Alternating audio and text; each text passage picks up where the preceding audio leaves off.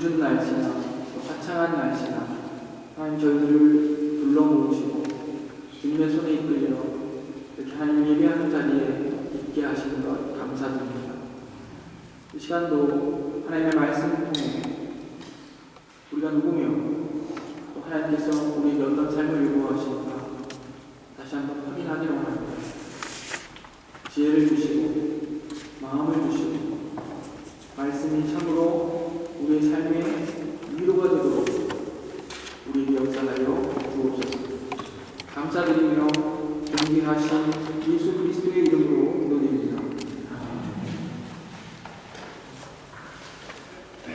오늘 그 말씀의 제목이 원래는 믿음이 적은 자들이었습니다. 항상 그 말씀대로 살고 또 그렇게 하나님을 고백하고 이해하고 살려고 하지만 참 믿음 없음을 확인하는 것이 우리들의 모습인 것 같습니다. 보면 너무도 잘 아는데 이 믿음 없음을 너무도 잘 아는데 설교 제목까지 믿음이 적은 자다 그러면 스스로에게 너무 상처될 것 같아서 염려하지 말라 바꿨습니다. 우리 인생을 보면 참 두려움이 많은 것이 인생입니다. 늘 왜인지 모르지만 세상을 늘 두려워하고 혹은 또 세상을 어떨 때는 너무 사랑하고 그래서 세상에 맞춰가려고 하는 것. 두려워서 끌려가기도 하고 너무 사랑해서 거기에 맞춰가려고 하는 것이 우리들의 모습입니다. 우리가 왜 이런 세상을 두려워하는 모습을 갖게 되었는가는 이미 창세기로부터 잘 설명해주고 있습니다. 보면 이미 죄인이 된 이후에 인간들이 항상 그 마음에 그 불안과 두려움이 내재되어 있습니다. 하나님을 떠난 인간 뭔가 두려움과 불안 가운데 살아갑니다. 특별히 그 가운데서 대표적인 예가 가인의 후손들에서 우리가 볼 수 있습니다. 가인의 후손들은 인류 문명의 어떤 그 창시자들로서 성경에 소개되고 있습니다. 보면 이들이 그 인류의 문화를 이루게 된 그 동기가 뭐냐면 두려움 때문에 있습니다. 보면 가인의 후손들은 두려움 때문에 높은 성벽을 쌓았습니다. 자기의 적들과 혹은 사막의 들짐승들로부터 자기들을 지키기 위해 울타리를 쌓고 아니면 성벽을 쌓는 것이죠. 뾰족한 무기도 만들기 시작했습니다. 스스로를 지키기 위해서입니다. 그리고 처음으로 농사를 짓고 살기 시작했습니다. 무언가 자기의 생을 책임져야 하고 열심히 땀 흘리고 노동해야 그 생의 소산을 얻을 수 있기 때문이었습니다. 문화적인 활동도 시작했는데 어떻게 보면 우리가 하나님의 백성들은 하나님을 찬양하고 그 하나님께 경배드리기 위하여서 이런 음악과 문화적인 행위를 한다 이렇게 생각하지만 실제로 문화의 시작부터 보면 인류 역사 속에서 어떻게 보면 두려움과 불안함을 달래기 위함이 먼저였던 것 같습니다. 죄인들에게 있어서 비근한 예로 사울왕이 악시에 들린 상태에서 늘 그 불안함과 두려움을 떨치기 위해 다윗을 불러 하프를 타게 하는 그런 모습들 속에서도 볼 수 있습니다. 어쨌든 말씀드리는 이 이유는 우리 모두가 어떤 불안함과 두려움 속에 살아가고 있다는 사실입니다. 안식일 계명을 한번 살펴볼 필요가 있습니다. 안식일을 준수하라. 이 계명은 하나님을 예배해야 한다. 이게 첫 번째 교훈이겠지만 그 내면, 그 힌트그루트를 보면 하나님을 향한 참된 경배가 어디서부터 시작되냐면 우리 자신의 그 모든 수고와 노동을 멈춤으로부터 시작된다는 것을 알게 됩니다. 이것을 통해서 하나님이 모든 생명의 공급자이심을 고백하는 것이죠. 그것이 어떻게 시작됩니까? 노동하는 길을 멈추는 것. 내 생명의 공급자와 그 유지자가 내 스스로가 아니라 하나님이시라는 것을 일을 멈춤으로써 고백함으로 시작된다는 것입니다. 인간이 노동을 멈춘다는 것은 대단히 두려운 일입니다. 이 사실은 어려운 시대를 살아가고 있는 우리 고국의 현실, 그와 비슷한 정황 속에 있는 여러 세계의 나라들에서 볼 수 있습니다. 피치 못할 어떤 타의에 의해서 나의 일자리를 잃어버린다는 것, 그거는 굉장히 두려운 일입니다. 인간은 노동을 하면서 스스로 자기 자신을 책임지고 있다고 착각에 빠지기 쉽습니다. 그런데 하나님께서 안식일을 두시고 쉬라고 명령하십니다. 그래서 뭘 깨닫게 하십니까? 내 스스로가 아니라 하나님께서 우리를 책임지신다는 사실을 깨닫도록 하고 이 사실을 고백하도록 하시기 위해서 그렇게 하셨다는 겁니다. 오늘 우리가 함께 읽은 본문의 말씀은 그러므로 라고 시작하고 있습니다. 그러므로 이 말은 본문 앞의 내용과 굉장히 연속성상이 있음을 보여주는 그런 표현입니다. 우리가 앞서 배운 내용들은 이러한 내용이었습니다. 세상을 사랑하지 말아라. 세상을 무서워하지도 말아라. 그리고 이 말씀들은 사람 앞에 의의를 잃지 않도록 조심하라. 이런 지적 속에서 예수님의 교훈이 이어져 왔습니다. 이 말은 즉 우리가 이 세상을 살며 무엇을 하든 간에 어떤 신앙의 행위, 우리의 삶 전반을 포함해서 말씀드리는 겁니다.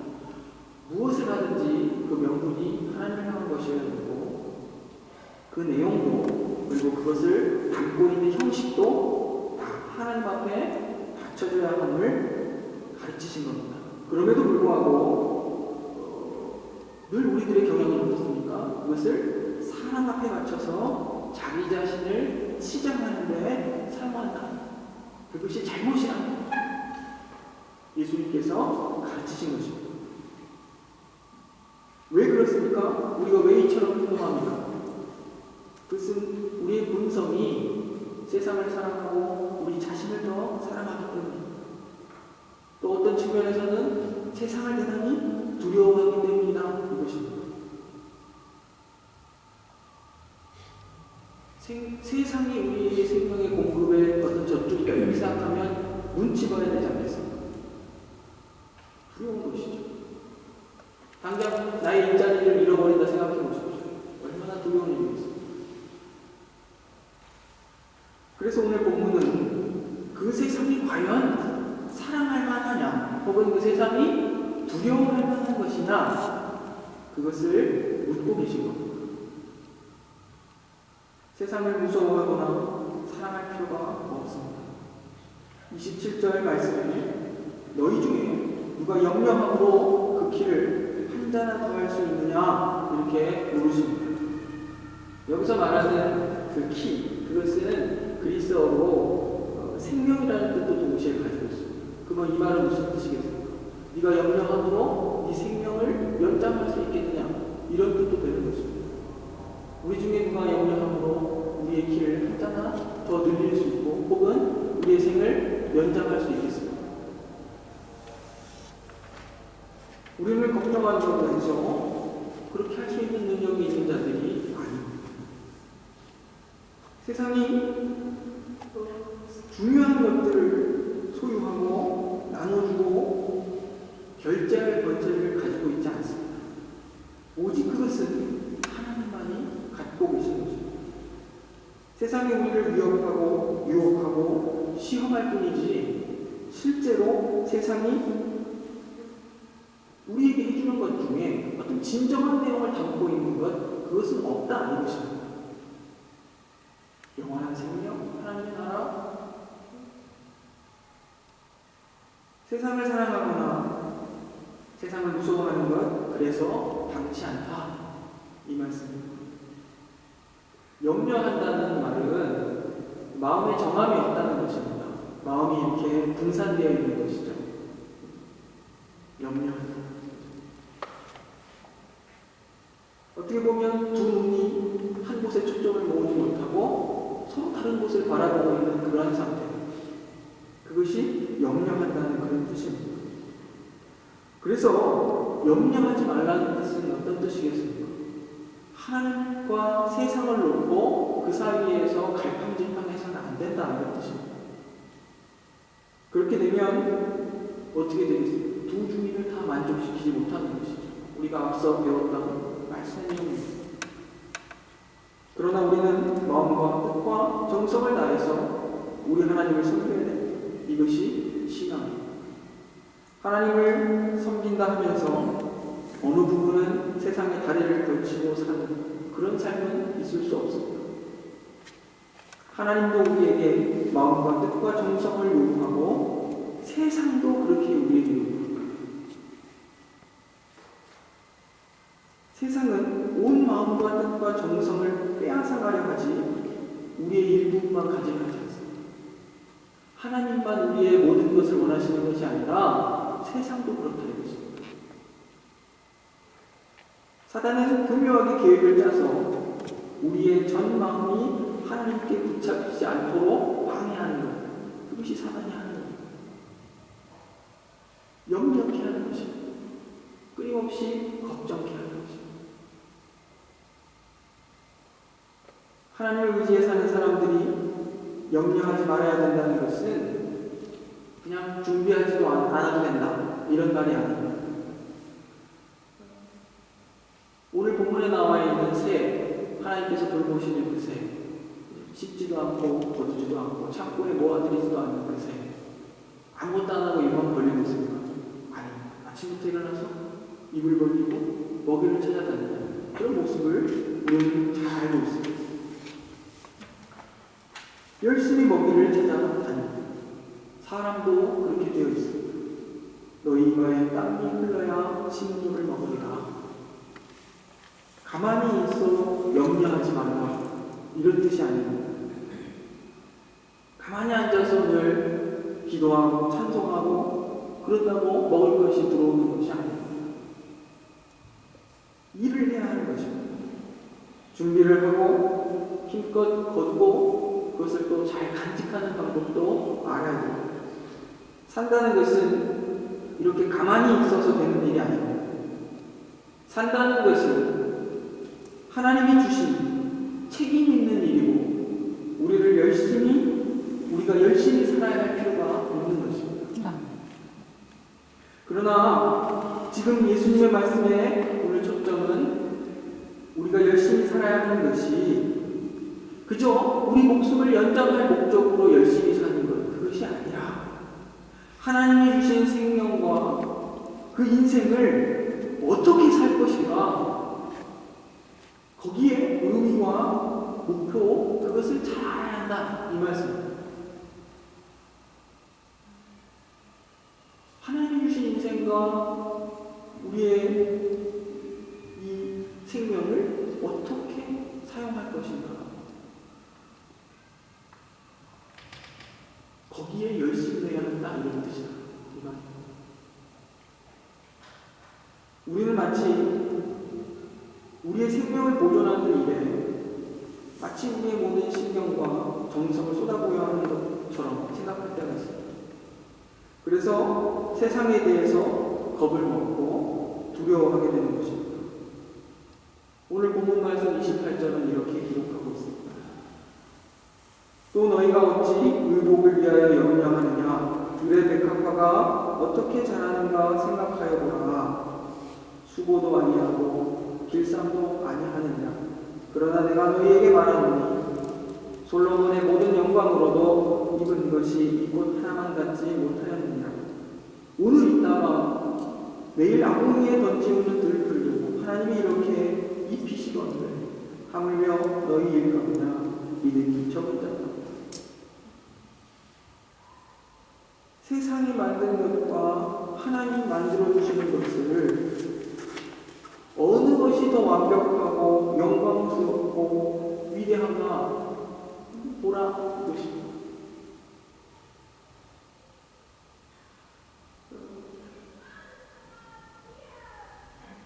열심히 살아야 한다 이 말씀을 드렸지만 참 각박해져가는 세상에서 이렇게 열심히 사는 것 자체가 굉장히 공허하게 들리는 어떤 상황도 있습니다. 예를 들면 아프리카나 어떤 절대인권의 그 아픔 속에 있는 많은 사람들이 있습니다. 그런 사람들에게 너는 왜 노력하지 않는가 이렇게 묻을 수는 없는 것입니다. 여러분 이런 말씀을 들을 때마다 굉장히 사회적 책임을 많이 느끼실 필요가 있습니다. 신앙을 방해하는 요소 두 가지 있는데 사회가 너무 부유하든지 극심하게 가난하든지 그 모두가 신앙함에 있어서 큰 걸림돌입니다. 부유한 사람들은 하나님으로부터 오는 공급에 대해서 생각하지 않습니다. 가난한 사람들도 마찬가지입니다. 너무 힘들고 당장 오늘 지금 먹을 끼니가 없는 사람들에게 인생에 하나님께서 허락하신 그 고매하고 고상하고 그 깊은 의미 이런 것들을 생각할 겨를이 없는 것입니다. 그렇기 때문에 우리 사회가 사회를 위해 기도하는 것이 아니라 하나님의 백성들이 하나님을 섬길 수 있는 그런 환경이 유지되도록 위해서 기도하는 것, 그것이 교회의 사명입니다. 그래서 성경에 고백하지 않습니까? 나로 하여금 구하기도 하시고 가난하게도 하옵소서.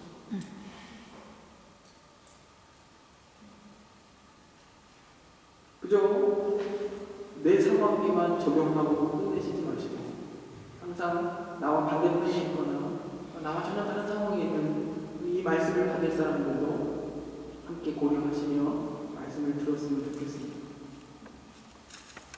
우리가 우리의 생명을 보존하기 위해 애쓰고 준비하는 것과 하나님께서 우리를 위하여 준비하시는 것 중에 어느 쪽이 더 가치 있고 어느 쪽이 비교할 수 없이 우월한가 한번 판단해 보라. 지금 주님께서 묻고 계십니다. 하나님이 허락한 생명들에게는 그 생명을 유지할 모든 것을 주신다 말씀하십니다. 하나님이 인생의 필요를 채워주신다 할 때 우리 한 걸음 더 나가서 보다 구체적으로 실천적으로 생각할 필요가 있습니다. 하나님은 평균케 하시는 하나님이십니다. 그 평균케 하시는 은혜는 그 하나님의 성품을 잘 알고 그 뜻을 실현해 살아야 할 책임과 의무를 인식한 사람들에게 주어지는 책임입니다. 그러므로 하나님의 백성들 교회는 하나님의 이러한 성품들을 잘 알아서 평균케 하는 은혜를 잘 실천해야 됩니다. 형제의 부족함들을 채우고 책임질 수 있는 그런 사람들이 되어야 되는 것입니다. 하나님이 책임지신다 무책임하게 얘기하는 것이 아니라 하나님이 그 일을 교회를 통해 하신다 생각하셔야 됩니다. 오늘 있다가 내일 아궁이에 던지는 들풀이라도 하나님이 모든 필요한 것들을 공급하시는데 하물며 너희일까 보다. 우리가 준비해야 되는 것은 받은 바 그 생명을 어떻게 써야 하는가 그것입니다. 내가 누리는 생명, 내가 하나님께서 허락하신 그 내가 가진 것들 그것을 어떻게 써야 할 것인가. 하나님의 백성답게 살라. 그것이 오늘 주님의 말씀입니다. 이런 중요한 일들을 앞에 놓고 우리는 종종 부질없는 논쟁들을 하게 됩니다. 제가 언젠가 한번 저희 아들 예를 들어드리겠습니다. 엄마가 아이를 가르칠 때 식사 예절을 가르치는데 밥을 먹고 국을 먹고 숟가락질하고 젓가락질하고 이렇게 또 한국식으로 밥 먹는 거 복잡하지 않습니까? 영양의 불균형이 올까봐 그렇게 가르치지 않으면 애가 어떻게 해요? 어린아이들은 밥만 먹든지 국만 먹든지 반찬만 먹든지 한단 말이죠. 근데 나이가 어릴수록 이렇게 밥 먹는 법을 배우는 것이죠. 근데 사실 밥을 먼저 먹다, 국을 먼저 먹다, 중요한 건 아니에요. 우리는 순서가 틀렸다 싸운다는 문제인 것입니다. 엄마가 골고루 먹고 예절바르게 또 영양의 균형이 맞도록 먹는 것을 가르치기 위해서 그렇게 순서를 정했는데 자녀는 어떻게 해요? 내가 순서를 틀렸을까봐 밥을 못 먹고 있는 것이죠. 우리가 신앙생활을 그렇게 하지 않도록 깨어 있어야 됩니다. 그러려면 하나님께서 이 말씀을 주신 의도가 뭔가 그것을 알아야 돼요.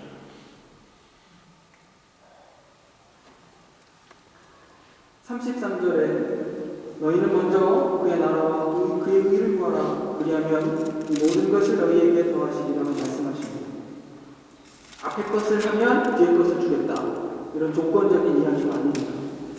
영적으로 하나님 앞에 순종하면 물질적인 것, 건강도 주겠다. 이런 식의 얘기가 아니라는 것입니다.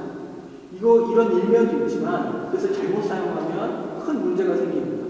신앙적인 것이 조건이 되어서 물질적 보상이 온다. 이런 발상은 굉장히 큰 문제가 있는 것입니다. 우리가 영적으로 건강하고 정당하다면 하나님이 영광과 풍성함을 더하시기 위하여 필요한 모든 것을 공급하시는 것, 그것은 맞습니다. 하지만 그것이 조건인 것은 아닙니다. 영적인 것이 조건이 되어 물질적인 것이 보상으로 온다. 이 말은 아니라는 것입니다. 그런 식으로 따지면 거꾸로 한번 생각해 보십시오.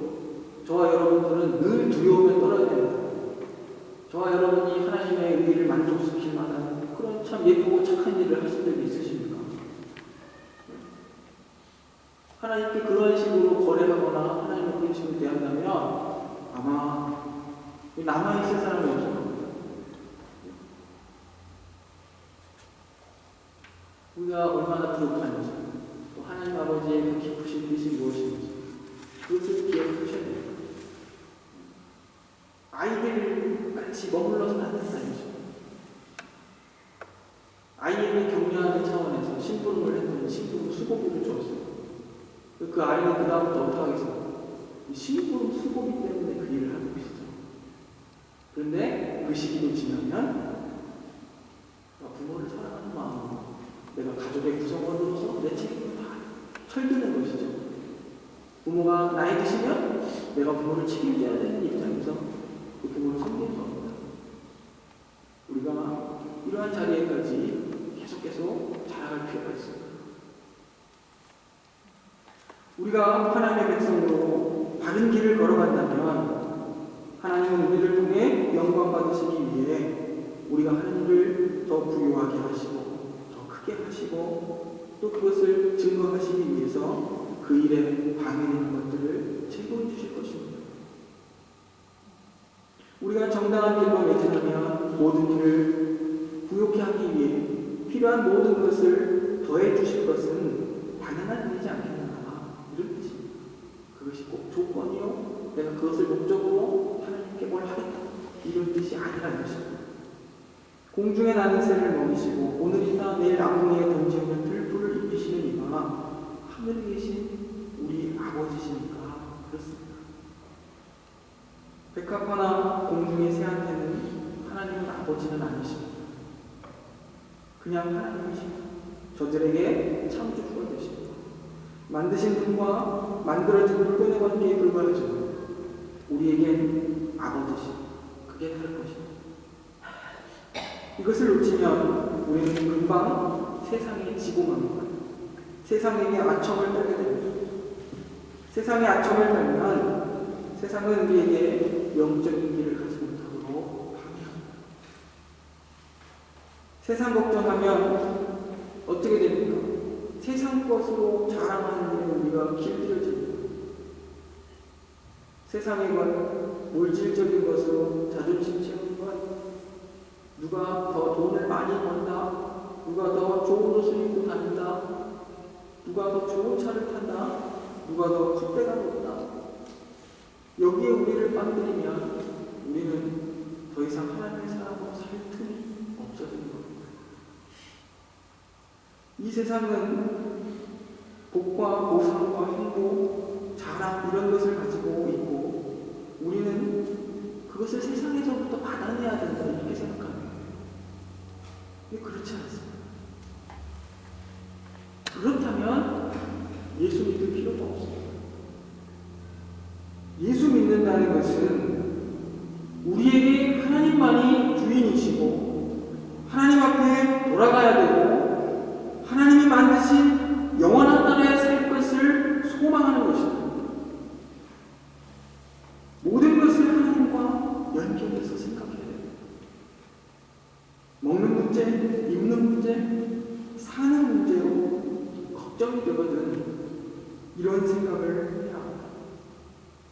자기 아들을 아끼지 아니하시고 우리 모든 사람을 위하여 내어주시니까 어찌 그 아들과 함께 모든 것을 우리에게 은사로 주지 아니하시니.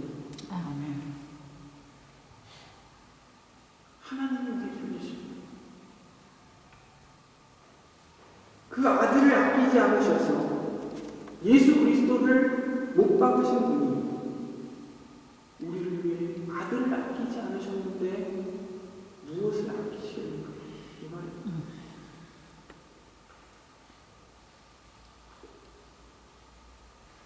여러분은 스스로 자신을 뭐라고 생각하십니까? 내가 갖고 있는 최고의 자랑이 무엇입니까?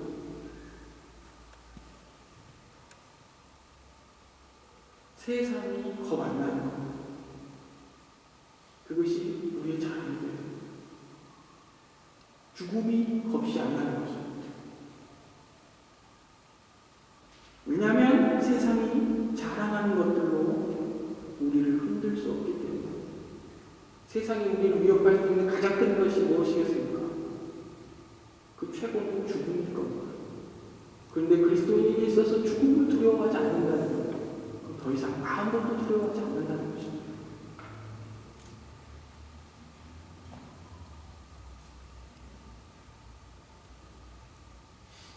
그렇다고 우리가 세상을 외면해 살라 그런 뜻은 아닙니다. 너희는 먼저 그의 나라와 의를 구하라.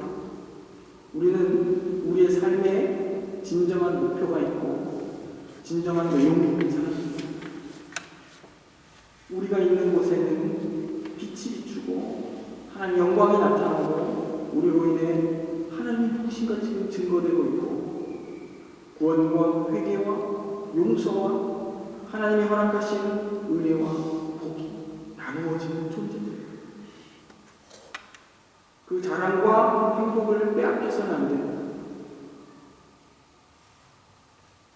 믿음으로 승리해야 됩니다. 영원한 하나님의 나라에서 기쁨과 자랑 속에서 살아갈 그 소망을 가지고 우리 모두 승리할 수 있기를 바랍니다. 기도하겠습니다. 주여,